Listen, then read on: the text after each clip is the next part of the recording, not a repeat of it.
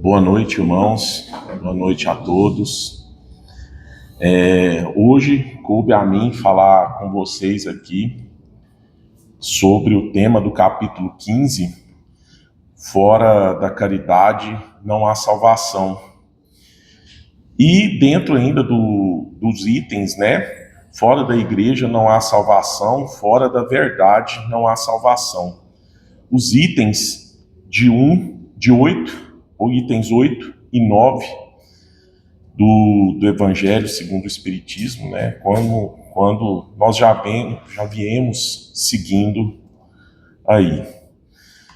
Então, né, nós iniciamos com a máxima, né, fora da caridade não há salvação, se destaca pela importância da caridade como verdadeiro caminho para a felicidade espiritual e a união entre os seres humanos. Quantas vezes aqui nós já comentamos, já falamos sobre caridade, né, e a caridade das mais diversas formas, né, dentro aqui do Evangelho, e batemos na tecla, né, que fora dessa intenção caridosa, fora desse contexto, não há salvação. Mas nem sempre foi assim, né? E vamos ver isso um pouquinho mais para frente. Fora da caridade não há salvação. Esse princípio universal afirma que a caridade, logicamente, é a verdadeira chave para essa salvação. E aí, esse tema do Evangelho de hoje, do capítulo 15, esses itens 8 e 9, eles dispõem de alguns dogmas, alguns costumes, né, exclusivistas. E aí, a caridade, né, esse fora da caridade, ele traz, na verdade, uma igualdade entre todos os seres vivos, entre todos os filhos de Deus. E com isso nós vamos analisar essa diferença entre a máxima da caridade e os dogmas do exclusivismo religioso. Então, não estamos aqui falando mal de nenhum credo religioso, de nada, mas explicando, sim, um ponto de vista diferente, tá? E aí, criticando, na verdade, o exclusivismo e não necessariamente uma outra religião, tá bom? E aí esse capítulo, ele enfatiza que a caridade é o fundamento essencial para o ensinamento de Jesus. Tanto que nós falamos muito que caridade e amor são basicamente a mesma coisa, né?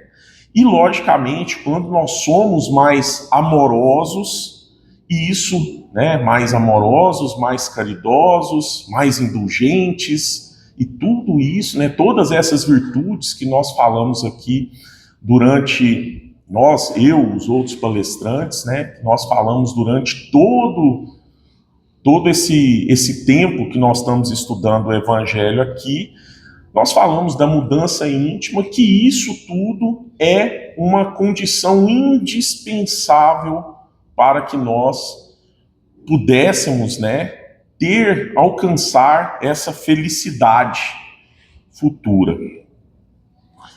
Mas partindo para os itens em si, né, saindo dessa contextualização, o item 8, eu peguei ele no seu texto integral, e vou ler ele aqui com vocês, enquanto vocês me acompanham. Olha só. Enquanto a máxima fora da caridade não há salvação, assenta um princípio universal e abre a todos os filhos de Deus acesso à suprema felicidade, o dogma, ou seja, o costume, aquilo que já se tinha, né?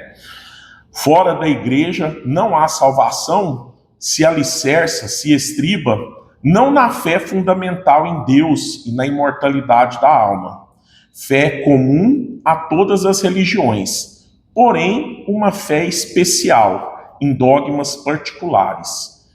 é exclusivo e absoluto. Longe de unir os filhos de Deus, ou seja, o dogma fora da igreja não há salvação, separa-os.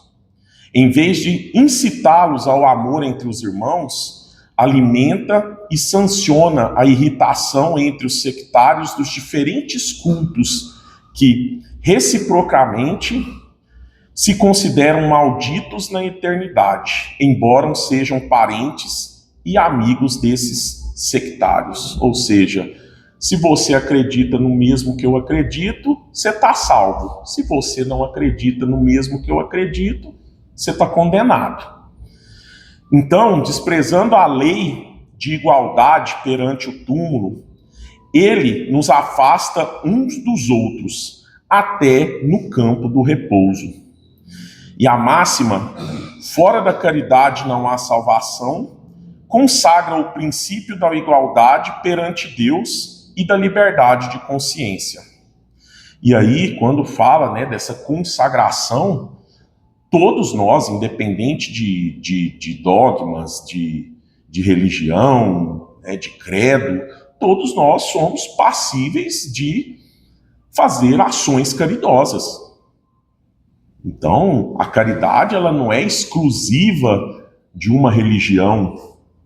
A palavra, a atitude, a virtude caridade, ela não é exclusiva de uma religião. Então, se todos podem praticar a caridade, é mais igualitário perante aos olhos de Deus, né? E é mais libertador perante a nossa consciência. Ou seja, eu estou fazendo algo que auxilia, que me transforma, que me dá toda essa liberdade de pensamento. Então, tendo-a por norma, todos os homens são irmãos, e qualquer que seja a maneira porque adorem o Criador, eles se estendem as mãos e oram uns pelos outros. Né? O que eu acabei de dizer, que a caridade, a boa ação, o amor, ele é independente de religião. Com um dogma fora da igreja não há salvação, anatematizam-se e se perseguem reciprocamente. Vivem como inimigos. O pai não pede pelo filho, nem o filho pelo pai, nem o amigo pelo amigo, desde que mutualmente se consideram condenados e sem remissão. É, pois, um dogma essencialmente contrário aos ensinamentos do Cristo e à lei do Evangelho. Então, quando nós chegamos, né, nesse contexto de fora da igreja não há salvação, né, as palavras que mudam nos dois ditados, nas duas frases, é caridade por igreja. A igreja é uma instituição, a caridade é uma virtude. Então, qual é essa mudança? Você faz pela virtude ou você faz pela instituição? Né? E o termo fora da igreja, né, da onde surgiu isso? Esse termo fora da igreja não há salvação surgiu do século III e popularizado por São Cipriano de Cartago, por volta de 258 depois de Cristo. É uma expressão tradicional católica, uma religião inclusive muito mais antiga do que o espiritismo, tá? Sublinha a necessidade da igreja para a salvação e foi formulada para afirmar a unidade da igreja católica. E aí a análise do item 8 revela exclusivamente da crença em dogmas particulares, tá? Diferente do que é o fora da caridade. Então, de uma maneira bem simples, né, a igreja, no seu princípio, no seu início, para ter uma unidade, para ter uma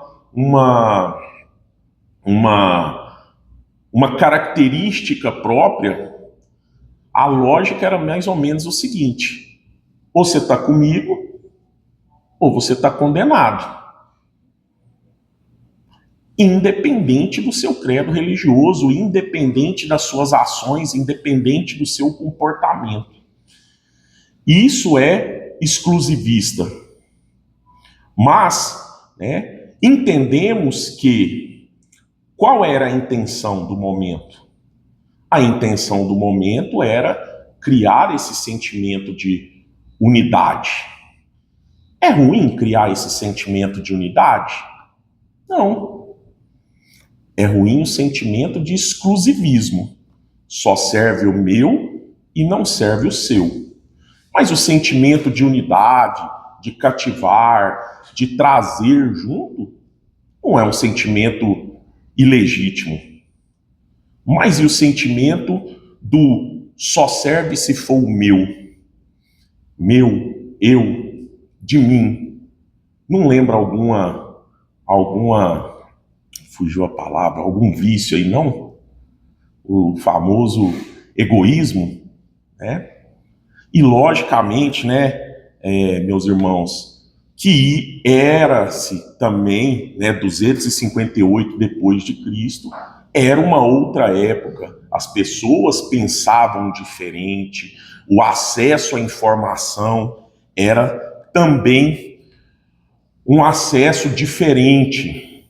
E aí, a análise do item erra em basear essa salvação, ou seja, o erro desse dogma, em dogmas particulares que criam separações e divisões. E vamos pensar o tanto que o mundo, ele de lá para cá, ele já evoluiu, Hoje nas nossas famílias, não só na minha, nós temos católicos, evangélicos, espíritas, dentre outros credos religiosos aí, Tem gente que nem acredita, Então, e muitas das vezes, convivemos bem. Às vezes fica aquela situação de não vamos tocar no assunto para não criar o atrito e ter, logicamente, um respeito mútuo. Mas, hoje, todos nós convivemos fora desse exclusivismo. Mas e aí? Nós, você, na sua consciência, vocês acreditam que, às vezes, só o Espiritismo salva? E aí a gente começa a ter a noção de por que existem tantas religiões. E religiões que até pra gente aqui não é tão comum. Religiões do Oriente, por exemplo, nem são tão comuns aqui. Por que tem esse tanto de religião? Porque cada um de nós, cada um dos filhos de Deus, é cativado por algo diferente. Pensa em algo diferente. Existe uma cultura local diferente. Existe uma cultura ancestral diferente. Estão errados? Então, por exemplo, adianta eu chegar para um povo que tem uma cultura ancestral aí de 2.000, 2.500 anos e falar assim, ó, não é para você fazer isso não, é para você fazer isso aqui, ó. Existe uma bagagem histórica, uma bagagem cultural muito grande que é difícil de romper, tá? E a caridade, ela vem, na verdade, quebrar esses caminhos. Por quê? Porque ela, na verdade, ela é a conexão entre todos nós. Caridade / amor é a conexão entre todos nós. Não precisa de eu estar ligado a algo para ter essa virtude. E aí, aqui uma pequena comparação entre quando eu mudo a palavra, dentro dessa mesma frase, quando eu mudo a palavra caridade e quando eu mudo para a palavra igreja. Então, olha só, o princípio universal, né? Quando eu tiro a palavra igreja e coloco caridade, refere-se ao preceito de um princípio de que todos os filhos de Deus, tá, são filhos de Deus e promove a inclusão e aceitação de todos. Todos nós somos filhos de Deus, independente do credo religioso. E aí, todos nós somos capazes de possuirmos, de praticarmos uma virtude. E aí, esse elemento, o elemento caridade, ele enfatiza a unidade entre os seres humanos, independente de suas crenças, de suas origens, e promove a fraternidade. Representa a importância de permitir que os indivíduos tenham suas próprias crenças e escolhas, sem coerção, sem serem forçados a algo. Opa, eu me adequo mais à religião X. Eu me adequo mais à religião Y. Isso te impede de ser uma boa pessoa? Não. Isso te impede de praticar ações caridosas? Não. Mas você pensa daquele jeito. Ok, tá tudo bem. Cada um chega ao Pai, a Deus, de uma maneira diferente. Não existe um caminho só. Eu, particularmente, acho isso muito bonito, que nem todo mundo precisa ser padronizado para chegar lá. Cada um chega por um caminho diferente. E, logicamente, né, baseado no amor. A abordagem, quando mudamos a palavra para caridade, fundamenta a interação humana no amor e na compaixão, através do medo ou condenação. E aí, quando nós usamos o dogma fora da igreja, né, a gente pensava o seguinte, nas nossas encarnações lá atrás também, quando éramos católicos, né, e tudo bem, poxa, se eu não fizer parte da igreja, eu estou perdido, eu não vou para o céu, não. E era o que nós tínhamos para aquela época. Nós tínhamos um determinismo.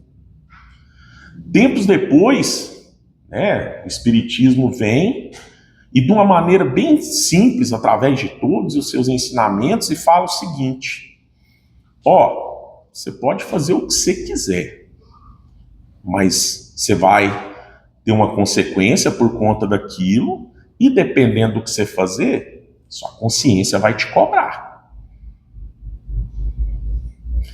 É muito diferente de você ser determinista, de você falar assim, ó, é assim. Então, quando se fala na liberdade de pensamento, é que você tem a opção de arcar com as próprias escolhas, de não necessariamente ter um caminho só. Já o item 9 da nossa temática de hoje, ele dispõe o seguinte: fora da verdade, mudamos agora de igreja para verdade, não há salvação. Equivaleria ao fora da igreja não há salvação, e seria mesmo assim exclusivo. Porquanto, nenhuma seita existe que não pretende ter o privilégio da verdade. Que homem pode vangloriar de possuir integral, de a possuir, né, de possuir essa verdade integral, quando o âmbito dos conhecimentos incessantemente se alarga todos os dias e se retificam as ideias? Quem aqui é dono da verdade?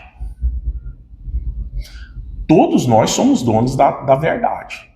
Eu acredito muito nisso. Mas eu sou dono da minha verdade, que pode não ser a sua verdade. E aí entra o respeito, A minha verdade, o que eu acredito para mim, inclusive, pode estar equivocado? Pode. Eu não sei de tudo. Aqui está falando, olha só. O homem que pode se vangloriar de possuir a verdade absoluta, quando o conhecimento se alastra todo dia. Se eu não tenho esse conhecimento que se alastra todo dia, como é que eu vou ter uma verdade absoluta? Falar assim, ó, só serve se for assim. Tá? Então, essa verdade absoluta é patrimônio unicamente de espíritos da categoria mais elevada, que eu acho que não é o caso de nenhum de nós aqui. Infelizmente, até o presente momento, acredito que daqui a algumas encarnações para frente, com certeza nós vamos estar melhor, né? É patrimônio unicamente dos espíritos da categoria mais elevada. E a humanidade terrena não poderia pretender possuí-la, porque não lhe é dado saber tudo.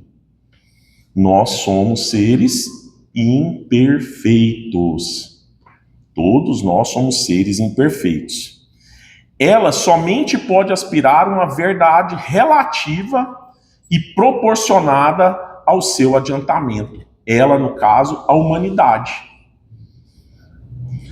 E é muito interessante que, às vezes, costumes que eram lá atrás, hoje a gente olha para trás, quem teve a oportunidade de, às vezes, estudar e pensar um pouco sobre isso, refletir um pouco sobre isso, quantas coisas nós vimos aí nos livros, você falava assim, gente, era assim e hoje não é mais? Não é possível que acontecia isso. A humanidade, ela evolui. Aquilo, infelizmente, por exemplo, queimar pessoas na fogueira, há um tempo atrás foi verdade. Era a verdade. E tinha gente que falava, ó, tem que queimar. Admitia aquilo como uma verdade. Hoje, acredito que todos nós aqui, que estamos aqui no salão, acho que ninguém pensa isso mais. Então nós pensamos o quê? O nosso pensamento evoluiu, mas mesmo assim não somos donos dessa verdade relativa. Se Deus houvera feito da posse da verdade absoluta condição expressa da felicidade futura, teria preferido uma sentença de proscrição geral, ao passo que a caridade, mesmo na sua mais ampla acepção, podem todos praticá-la. Então, se Deus falasse o seguinte, ó, o caminho é só esse, provavelmente, o caminho que ele fala em relação ao dogma, não necessariamente a caridade, mas ao dogma, era algo prescrito. Era uma receitinha. Você tinha uma receita para evoluir. Olha que bom. Mais fácil seria. Porém, ia ser muito mais conflituoso. Olha o tanto que nós somos diferentes um do outro. Será que uma coisa que o Túlio acharia fácil, o Antoniel acharia fácil? Isso é tão relativo. E aí, quando a gente começa a falar de relativo, a gente sabe que a verdade, ela é relativa. O que é verdade para mim pode não ser a verdade para o meu irmão. Se a gente pegar aí, conflitos de guerra entre países, por exemplo, o que é a verdade para um, com certeza não é a verdade para o outro, senão eles não iam estar guerreando. O que é a verdade? Então, o Espiritismo, de acordo com o Evangelho, admitindo a salvação de todos, independente de qualquer crença, contando que a lei de Deus seja observada, lei de Deus, lei do amor, seja observada, não diz, fora do Espiritismo não há salvação. E, como não pretende ensinar ainda toda a verdade, também não diz, fora da verdade não há salvação. Pois que esta máxima separaria em lugar de unir e perpetuaria os antagonismos, as partes contrárias. Então, o Espiritismo ele fala o seguinte, tem a sua consciência. Você aprendeu, você foi criado disso, você está propenso a evoluir. Você pode evoluir, você pode mudar o seu pensamento. Mas você tem que fazer uma reforma íntima, e dessa reforma íntima, você muda e as verdades mudam, o ambiente muda, aquilo que às vezes você consideraria, você consideraria antes, após a mudança você não considera mais. Quantas vezes nós, olhamos para trás nas nossas vidas, às vezes fazemos uma reflexão e bate aquele pensamento assim, nossa, eu já fiz isso? Tinha coisa que na época nós éramos propensos a fazer. Hoje não. É um sinal de evolução. Fora da verdade não há salvação. A noção de que a verdade absoluta é propriedade de uma religião específica. Contraria os espíritos universais do espiritismo e gera divisões entre os homens. Então, cada religião, ela acredita a sua verdade. Eu contar uma pequena experiência que eu tive. Há um tempo atrás, eu tive em Foz do Iguaçu e tive a oportunidade de conhecer uma mesquita islâmica. E, como turista, fui conhecer. E aí, a hora que o pessoal estava explicando sobre a religião islâmica, eles falaram, primeiro veio o judaísmo, depois o cristianismo, depois o islamismo. Nós somos a evolução das outras de trás. Então, nós somos a melhor das três. É um pensamento deles. Dito que, é cultural, o que falando mal, mas é um pensamento. E aí? Nós já viemos de uma outra vertente. Nós já viemos ali de dentro do cristianismo, do catolicismo. Nós estamos aqui no Evangelho de Cristo. Mas será que nós somos o melhor? Não. Mas nós temos a oportunidade, assim de quem vai na igreja evangélica, de quem vai na igreja católica, de todo dia aprendermos, todo dia refletirmos.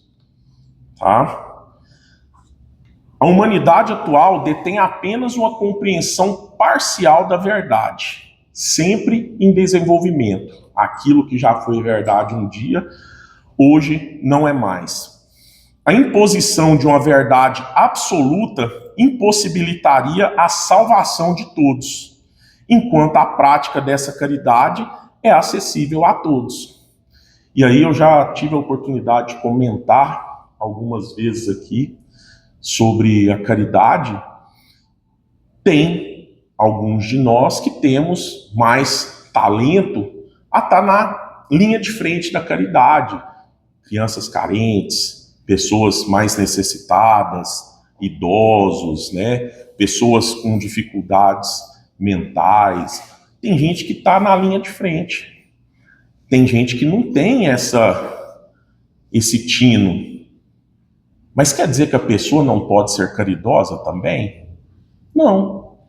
A pessoa, cada um ajuda. A caridade ela é muito boa nisso, Cada um ajuda com o que pode. Cada um ajuda com o que tem. E aí, ou seja, essa prática da caridade, é por isso que ela é acessível a todos, porque não existe uma maneira só de você ser caridoso. O lema "fora da caridade não há salvação" sintetiza, no caso, a essência do espírito e une ensinamentos morais em busca tá? Pela evolução espiritual. E aí essa unidade, ela vem em função da caridade barra amor. Ok? Fora da caridade não há salvação significa conduta doutrinária dos espíritas, enfatizando que a caridade é essencial para a verdadeira espiritualidade. É um princípio que sintetiza o compromisso de agir com amor e solidariedade, fundamental para a convivência humana. Quantas passagens bíblicas nós já ouvimos falar, ou já lemos, ou ouvimos alguém comentar. Jesus, ele falava assim, ó, só quem está comigo está salvo. Ó, só se você não envolve comigo, não. Jesus acolheu a todos. E aí, durante as suas passagens bíblicas, Jesus esteve com todo tipo de gente. Né, os estropiados, os moralmente não tão corretos, os doentes, os que cometiam faltas perante a sua família, a sociedade. Jesus não escolheu para quem que ele ia fazer a caridade. Ele falava, ó, o caminho, tanto que Jesus, a segunda revelação, o amor, ó, o caminho é o amor. E a caridade é uma versão do amor. O Livro dos Espíritos tem duas questões, tá? Olha só, a questão 780. O progresso moral acompanha sempre o progresso intelectual? O progresso moral, ele decorre do progresso intelectual. Ou seja, tem a ver, mas nem sempre o segue imediatamente. Tem a ver. Por que tem a ver? Porque quando nós nos desenvolvemos intelectualmente, nós somos capazes de pensar com uma profundidade maior, de refletir mais. E isso faz com que a gente, internalizando informações morais boas, possa culminar numa mudança espiritual. Ó, como pode o progresso intelectual engendrar o progresso moral, fazendo compreensíveis o bem e o mal? O homem, desde então, pode escolher. O desenvolvimento do livre-arbítrio acompanha o da inteligência e aumenta a responsabilidade dos atos. Quanto mais se sabe, mais se é cobrado. Tá? Como é, nesse caso, que muitas vezes sucede serem os povos mais instruídos e os mais pervertidos também, o progresso completo constitui o objetivo, o progresso intelectual e o progresso moral, os dois juntos.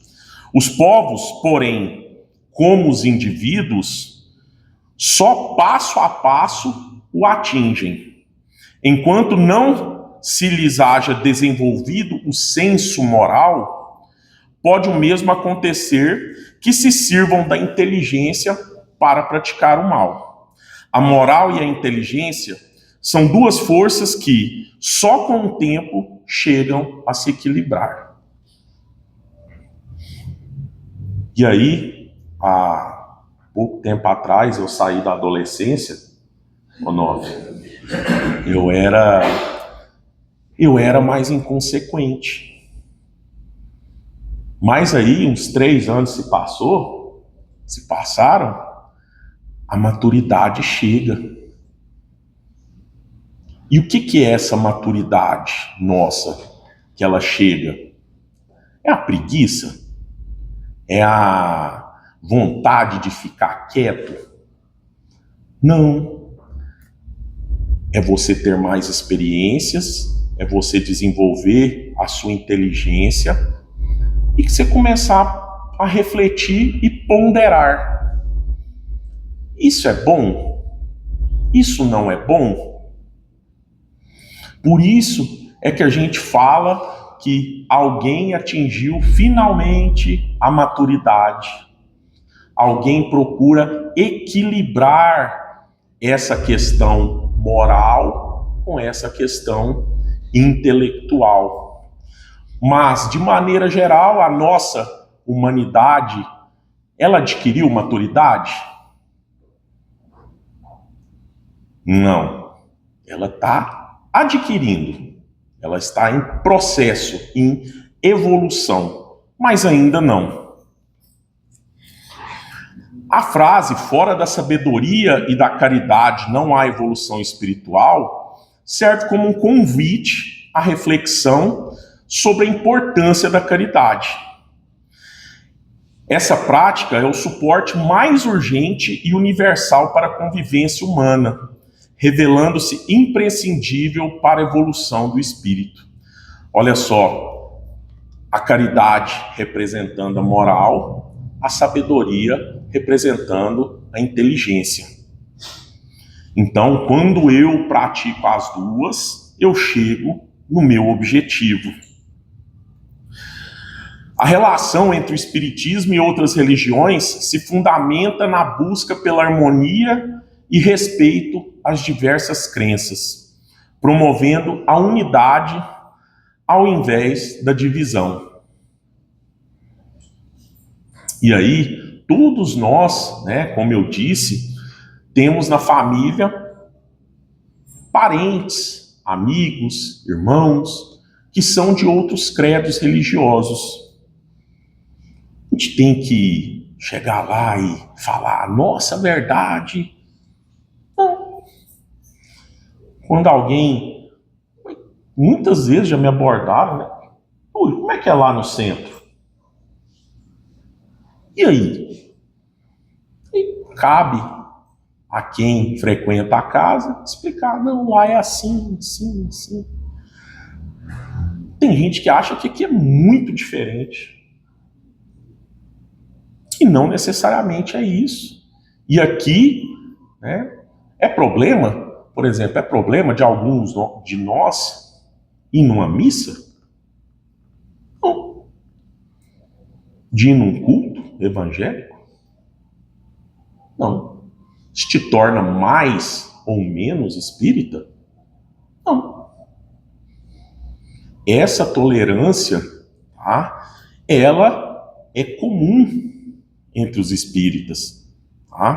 Tem gente que não, mas eu falo assim, comum numa maioria, não vou, na verdade, colocar todos, mas comum numa maioria.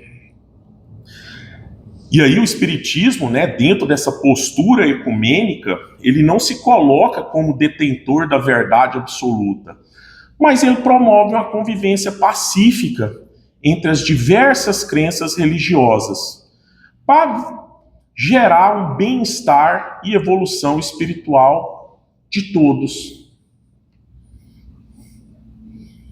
Precisa ser espírita para evoluir espiritualmente? A Madre Teresa de Calcutá, ela era espírita? Jesus era espírita? Posso listar aqui até amanhã um monte de personalidades conhecidas pela sua bondade que não eram espíritas. E mesmo assim, evoluíram. O objetivo da religião, segundo Allan Kardec, é conduzir o homem a Deus. As diferentes tradições religiosas atuam como caminhos diversos, porém o destino final é sempre o mesmo: a conexão com Deus. Tem gente que gosta de ouvir uma palestra. Tem gente que gosta de uma missa. Tem gente que gosta de um culto, aonde quem está fazendo o culto está mais exaltado. É gosto. Eu vou falar que está errado? Qual é a maneira certa de se chegar a Deus?